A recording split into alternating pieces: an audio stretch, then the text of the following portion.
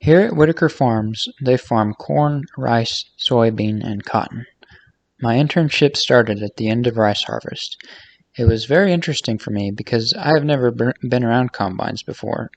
This farm has 6 combines running, and I helped with the maintenance and transportation of combine heads. After rice was the soybean harvest. I learned a lot about the different combine heads and how the whole operation works together. I also learned about grain storage and how they ship it in trucks and barges down the Mississippi River. With the cotton harvest coming up, I got to ride along on the sprayer and experience defoliating cotton.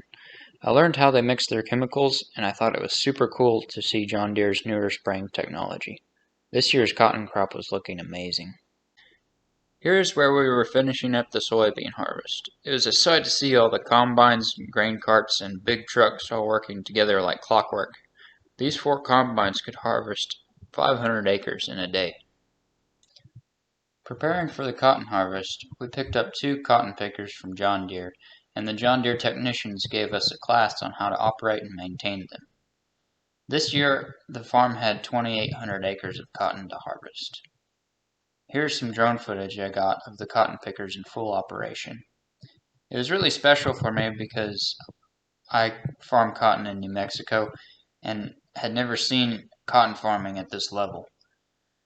I had the opportunity to drive one of these pickers for a few days. Learning about the new technology and how the pickers works was awesome. In New Mexico, we have a cotton stripper, which is very different. These pickers have balers on them that rolls and wraps the cotton modules. Learning about the cotton varieties that they use around here and how they use growth regulators was all very interesting for me. In New Mexico, we don't have to use growth regulators, and we don't have near the threat of insects that they do around here. It's the same kind of cotton growing, but it was just very different in a lot of ways. I also got to see quite a bit of the local cotton gin. I learned a lot about how a cotton gin works and where all the seed goes and how the cotton is baled.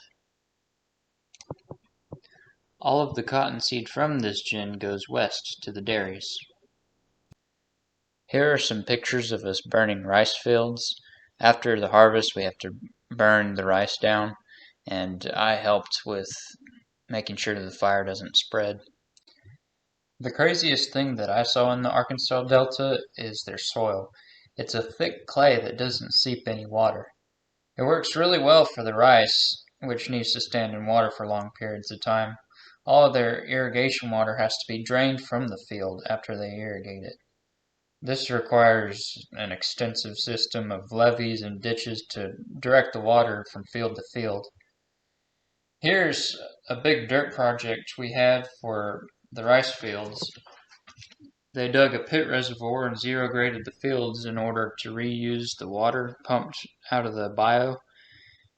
I was put on this dirt mover to level roads, fill in culverts, and dig out spills for water to drain. Now that the harvest is over and the dirt project is about done, the farm has been slowing down a little bit, and we've been cleaning up all the tractors, getting ready for the rainy season to come along in Arkansas. Overall, I've learned a ton out of this internship. There's so much that I can take back to my farm in New Mexico, and I am so thankful that I got the opportunity to be here.